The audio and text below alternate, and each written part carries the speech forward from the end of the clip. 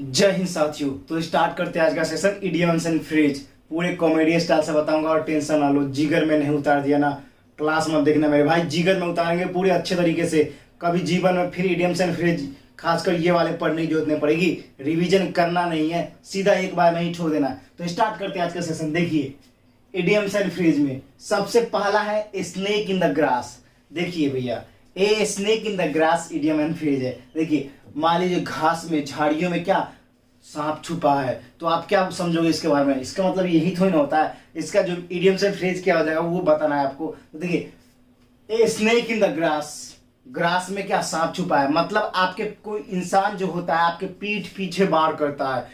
आपके मुंह पर एकदम सही सही बोलेगा कि हाँ तू बहुत अच्छा है, तेरा काम सही चल रहा है, ये कर रहा है, मगर आपके पीठ के पीछे वो बद्दुआ करते हुए रहता है, साथ में आपकी बुराइयां करते रहता है और आपके लिए कुछ मुसीबत करने की कोशिश करते हुए रहता है। तो याद रखना स्नेक इन द ग्रास का अनरिकॉग्नाइजेबल डेंजर, मतलब जिसको आप एक्सेप्ट नहीं किए थे ऐसा ऐसा डेंजर आपके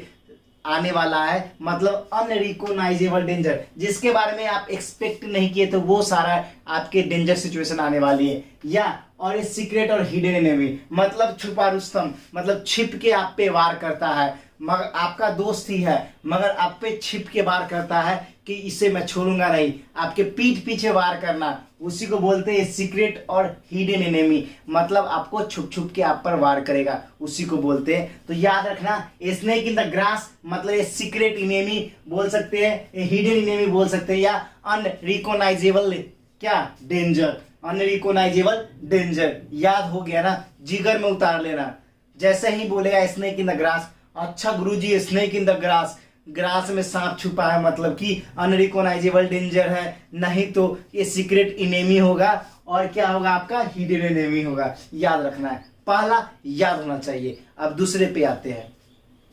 टूक डाउन वंस नोज एट, मतलब कि इसमें देखो भैया नहीं समझ में आया कोई दिक्कत नहीं, to took down one's nose at, मतलब आपने नाक को क्या करना है, टुक डाउन नीचे कर लेना, नाक नीचे हो जाना, मतलब कि ध्यान रखना मेरे दोस्त, नाक नीचे कब होता है, जब आपकी इज्जत चली जाती है, आपको कोई डिस्प्लेजर कर देता है, मतलब आपको कोई इज्जत नहीं देता है, तो उसको कब बोलते ना कि इज्जत डाउन कर दिया, मतलब आपका नोज डाउन हो गया, जा रे नाक कटा लिया तूने, नाक कटा लिया, उसी का मतलब होता है। उसका क्या बोलेंगे हम, to regard with half hidden pleasure, किसी को रिगार्ड देंगे, रिगार्ड करेंगे, उसके बातें करेंगे लेकिन आधा मन से, पूरे मन से नहीं करेंगे, किसी की प्रशंसा करेंगे लेकिन आधे मन से, हाफ हार्टेड डिस्प्ले और डिस्प्लेजर भी करेंगे। याद रखना, या तो टू रिगार्ड विथ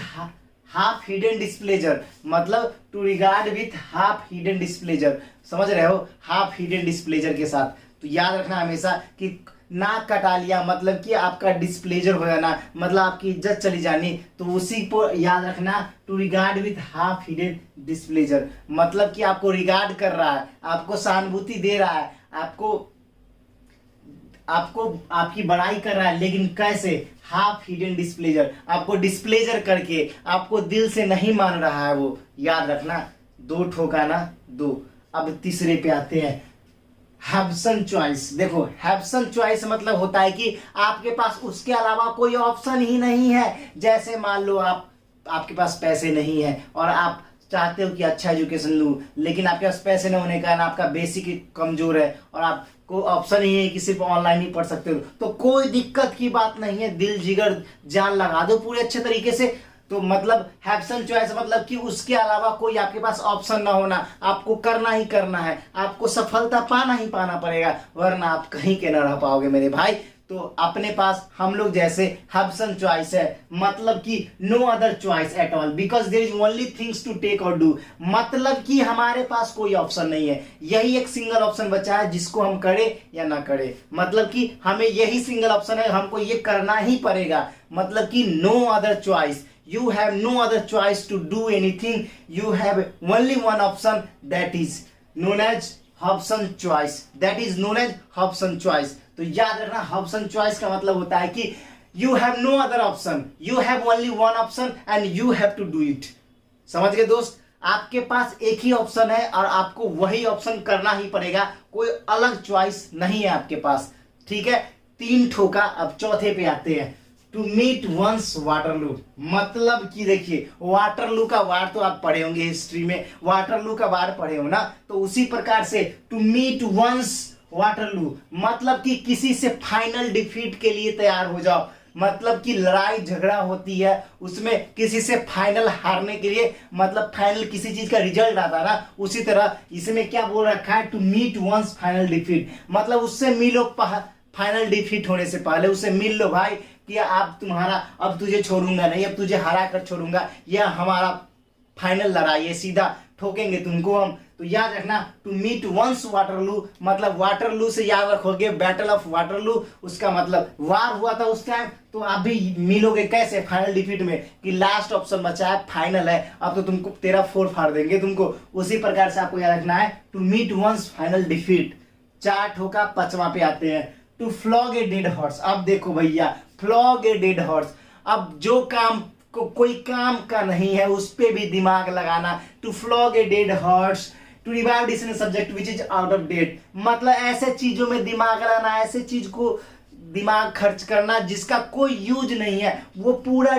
मतलब इस चलन में नहीं है, उस चीज को यूज करना, उसी को बोलते हैं to flog a dead horse. अरे भैया डेड हॉर्स मतलब क्या होता है, हॉर्स मतलब मरा हुआ, डेड मतलब मरा हुआ घोड़ा, मतलब कि ऐसा कोई चीज जो आपके यूज में नहीं है फिर भी उसको इंटरेस्ट ले रहे हो उस चीज में, उस चीज में आप इंटरेस्ट ले रहे हो जिसका कोई यूज ही नहीं हो रहा है, तो ऐसे चीज में इंटरेस्ट क्यों लेना मेरे भाई, जिसमें सफलता ना उस चीज को करना क्यों, जिसमें सफलता ज्यादा हो उस चीज को करना चाहिए, तो आप मेहनत वहीं पे करनी चाहिए जहां पे आपकी सफलता मिल सके। तो याद रखना to revive the interest of subject which is out of date, मतलब which is out of date ऐसे चीज जिसको आपको इंटरेस्ट बहुत है लेकिन वो चीज अब आउट ऑफ डेट है, उसे करने से कोई फायदा होने वाला नहीं है। 5 उड़ा दिया। 6 नंबर पर to be lost in the clouds, कुछ बच्चे बहुत कंफ्यूज होते रहते हैं, अब बता लो कल संडे को एनडीए का एग्जाम है, बहुत बच्चे लॉस्ट क्लाउड 9 में कंफ्यूज हो रहे हैं, सर मैंने पूरे साल नहीं पढ़ा मगर अब मैं क्या करूंगा,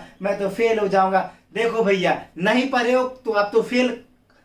फिक्स है कि आप हो जाओगे, कंफर्म वाली बात है, क्योंकि लक तो कुछ होता नहीं है, सीधा मेहनत नहीं करोगे तो फेल हो ही जाओगे। तो याद रखना to be lost in the clouds, इसके बारे में सोचते रहता है यार मैं क्या कर पाऊंगा, तो हमेशा याद रखो मेहनत करो, अच्छे से देखो और याद रखना एकदम तगड़े तरीके से देखो, एक एक बेसिक लेके चलूंगा। मतलब टू बी परप्लेक्स्ड मतलब फुल कंफ्यूज होना, परप्लेक्स्ड मतलब होता है कंफ्यूज होना, कंफ्यूज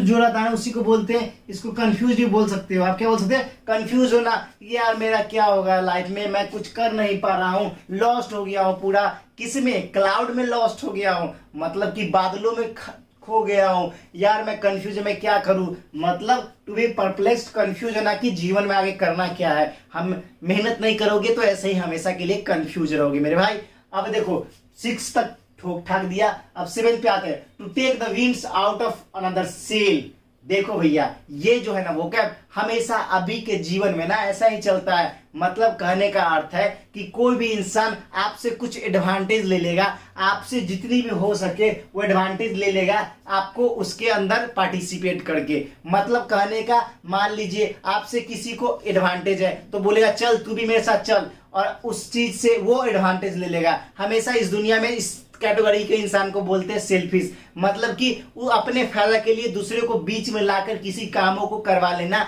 और अपना एडवांटेज गेन कर लेना, उसी पर एक मुहावरा आया है to take the winds out of the another sail, मतलब कि आपका to take the wind out of another sail, किसी दूसरे को का एडवांटेज ले लेना, ठीक है ना, ये ध्यान रखना। अब देखो to anticipate another and to get advantage over him, मतलब to anticipate another to gain advantage over him, किसी के ऊपर एडवांटेज ले लेना, भाई तुम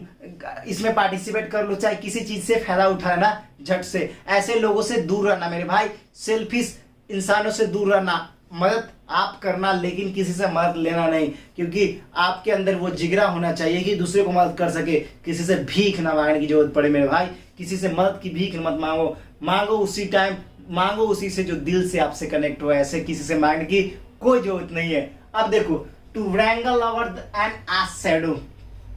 मतलब कि to quarrel over dry flies, wrangle मतलब गधे के शैडो बोल रहा है यहाँ पर, मतलब गधे के शैडो के लिए लड़ना। ये जस्ट एक मुहावरा है, इसका क्या हो जाएगा, to quarrel over dry flies मतलब कि गधों के तरह लड़ना पूरे गर्दा उड़ा के। ट्राइफ्लाइज मतलब याद रखना सीधा कि to quarrel over trifles, to quarrel over trifles, to wrangle over ass shadow, गधा का मतलब सीधा शैडो के लिए लड़ना, मतलब उसी को ओवर ये बोल रहा है ना, ये इसका मतलब इडियम्स एंड फ्रेज। तो देखो इसको क्या बोले याद करोगे, टू क्वारल ओवर ट्राइफ्लाइज याद कर लेना, दिमाग में सेट कर लेना, पूरे सेट होना चाहिए जीवन में कभी ना भूलने के लिए। अब देखो क्वेश्चन नंबर 8 तक ठोका, अब 9th पे आते हैं, to fly off the handle. देखो कुछ दोस्त होते हैं ना, मतलब तुरंत ही अपना टेम्पर लूज कर लेते हैं। इसका कहने का अर्थ ये है कि थोड़ा भी मजाक करो वो गुस्सा हो जाते हैं, बोलते भाई मेरे से मजाक मत कर वरना तुझे पीट दूंगा, मेरा पारा गर्म हो गया, ऐसे मजाक मुझे बिल्कुल पसंद नहीं है, ऐसे बातों को बोलते हैं। तो याद रखना, to fly over off the handle मतलब हैंडल के ऊपर फ्लाई करता है, ऐसा ये लाइन बोल रहा है। उसका मतलब हो जाएगा टू लूज वंस टेम्पर, अपना टेम्पर लूज कर देता है, उसी को बोलते हैं, याद रखना। अब question number 10, to bring one's egg hog to the bad market मतलब कि देखो भाई ये ना बहुत बहुत इंपॉर्टेंट है, याद रखना, बहुत इंपॉर्टेंट है। देखो मान लीजिए ये बोल रहा है to bring one's egg hog to a bad market. देखिए कुछ बच्चे होते हैं, चाहे कुछ अच्छे बच्चे होते हैं जो प्लान बनाते हैं, अच्छी तरह से प्लान बनाते हैं, मगर वो हेल्प के लिए किसी गलत पर्सन के पास चले जाते हैं। मान लीजिए जैसे कोई आदमी प्रोजेक्ट बनाया, अब किसी ऐसे पर्सन के पास चला गया जिसको प्रोजेक्ट के बारे में बिल्कुल भी नॉलेज ना हो, तो उसकी क्या हेल्प कर पाएगा। तो वही बात है, to bring one's egg hog to the bad market मतलब आप जो है ना, इसमें इसका मीनिंग बता देता हूं, मतलब सिंपल इसी का होता है, to fail one's plan because one's who goes wrong people to for help मतलब गलत आदमी के पास अपना हेल्प मांगने गया, इसी वजह से तो उसका प्लान जो है फेल कर गया, क्योंकि वो गलत पर्सन के पास अपना हेल्प मांगने गया, जिसके बारे में उस पर्सन को कोई नॉलेज नहीं होता है। तो आप जाओगे तो आप भी उस प्लान में फेल ही हो जाओगे ना। अब देखो टू फाइट टूथ एंड नील, देखो दांत और नील से लड़ाई करना, इसका मतलब होता है क्या कि आप बहुत एक्स्ट्रा एफर्ट लगाते हैं, जैसे मैं बहुत ज्यादा एक्स्ट्रा एफर्ट लगाता हूँ आपको समझाने की और आपको